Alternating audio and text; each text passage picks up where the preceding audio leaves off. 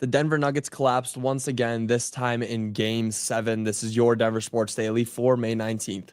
The biggest stories, the latest news. It's Denver Sports Daily. The Nuggets 2024-25 season came to an end yesterday after they lost 125-93 in Game 7 of the Western semifinals. Now, there's a strong feeling that the Nuggets were going to win coming into this game. There was an energy around it. It felt like they had all the momentum after their big Game 6 win. And even going, as the game started, they started off hot. They held as much as an 11-point lead in the first quarter. They were going off. They were playing the way they should. Aaron Gordon dealing with that hamstring, and he's going out there and grabbing 5 rebounds in the first quarter, putting up an and one right away. Nikola Jokic playing how he always plays, getting into the paint, scoring, hitting threes. Christian Brown leading the team in scoring in that first period. But then it all fell apart, and it was as soon as Nikola Jokic stepped off the court, and that's when the Thunder smelled blood in the water and attacked. Once Nikola Jokic stepped off the floor and Russell Westbrook and Payton Watson came in, everything fell apart. OKC outscored Denver 39-20 in the second period to finish the half up 60-46. With 1 minute remaining in the first quarter, the Nuggets were down by 1 point. And by the end of the second quarter, they were down by 14. And there was no turning back for OKC after that point. Once they got that lead, they never let up. They were forcing turnovers. They were clogging the passing lanes, allowing very little points in the paint. They were doing everything they could to stop Nikola Jokic. And it was a disgrace seeing how Alex Caruso, the 6'3" guard, was dominating Nikola Jokic down in the paint. Dominating. There were no entry passes allowed. You couldn't get it into him. You couldn't let him touch the ball at all.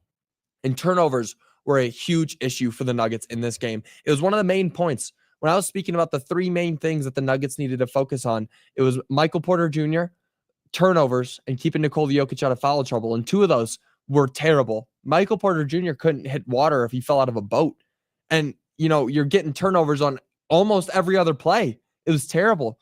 23 giveaways. The Nuggets gave the ball up 23 times, and even worse, they allowed OKC to score 37 points off of those turnovers. While on the other side, Denver only forced 10 turnovers to score 7 points. That's not what you want to see ever.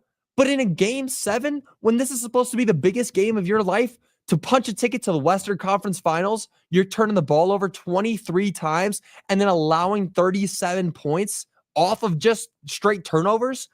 That to go along with 60 points they allowed in the paint for OKC.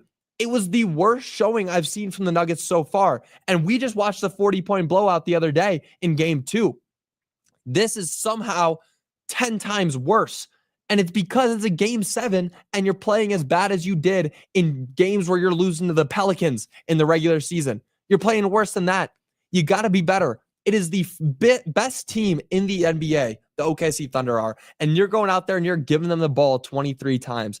And honestly, I hate to blame them, but in a Game 7, you'd expect Nikola Jokic to turn up and prove why he should be the MVP. But unfortunately, he seemed timid. He seemed scared. He wasn't looking to score. He wasn't looking to pass. I mean, this is a guy who averaged 10 assists in the regular season. And for this whole series, he averaged 5 assists per game. That's not Nikola Jokic. That's not him. That's not what he does. They were stopping him. OKC played better. They did all the way through. The Nuggets got some lucky wins. Game 1, you can honestly bring down to luck. If Chet Holmgren doesn't miss those 2 free throws, they take a 1-0 lead. But this is just terrible. Nikola Jokic in a Game 7, an elimination game, recorded 20 points on 5 for 9 shooting, only took 9 shots, 9 rebounds, and 7 assists. Now, while in the regular season, a 20.9 rebounds, 7 assist game might be good, that's not going to get it done in a Game 7. When you're the leading scorer in Game 7 with 20 points, that's how you know it's over. Now, he made 5 shots on 9 attempts.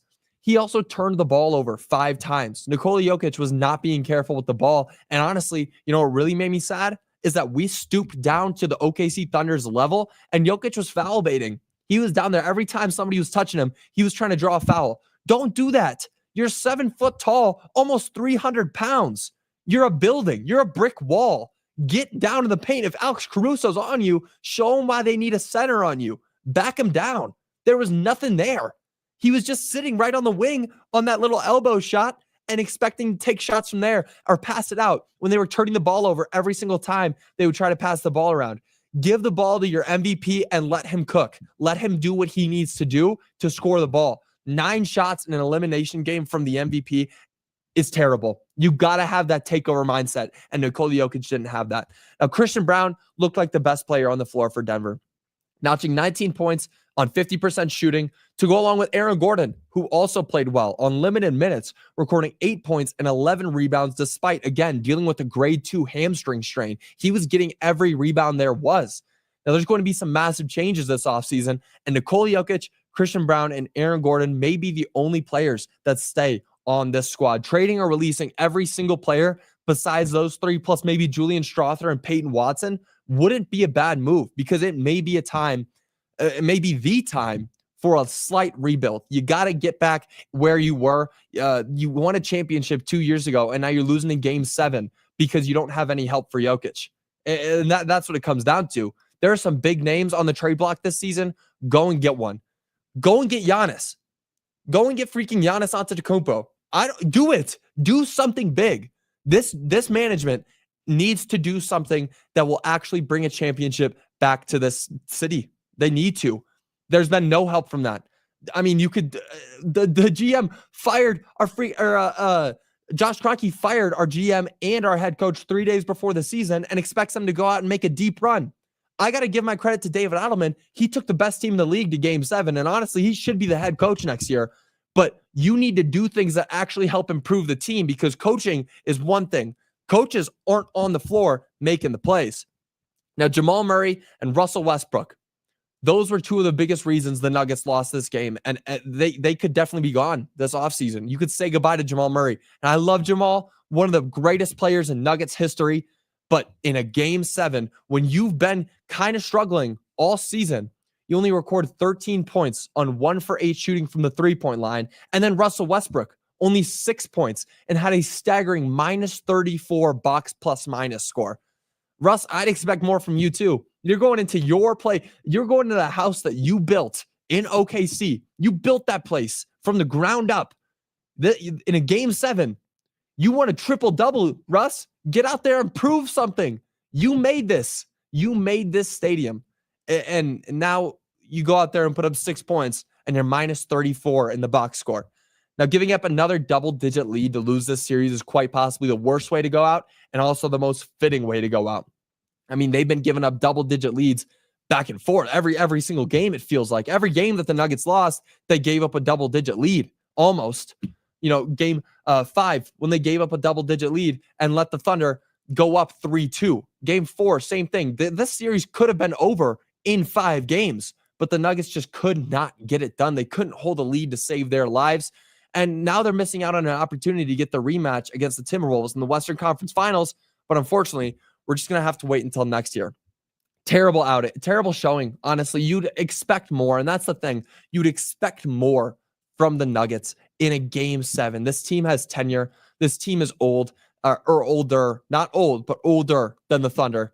They know what it's like to go to Game 7s. They know what it's like to go to back-to-back Game 7s. I mean, it happened in 2020, and they won both of them and went to the Western Conference Finals. Sure, they lost to the Lakers there, but this is a different team. This is a different story. This is an older, more experienced team, and they fell apart, completely fell apart. They were dismantled from head to toe. It was like a doctor just working on them, cutting them up. Every single time OKC had the ball coming down the court, it felt like they were going to score.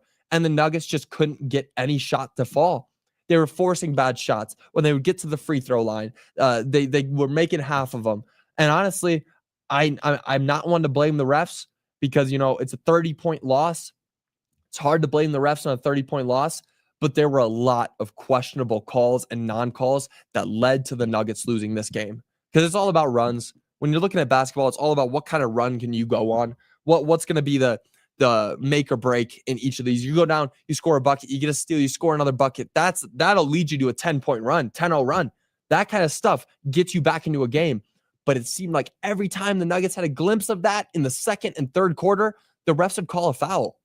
And again, I'm not one to blame the refs, but you got to check this out because this is garbage. There were some real garbage calls that, again, led to the Nuggets losing in such a fashion that they did.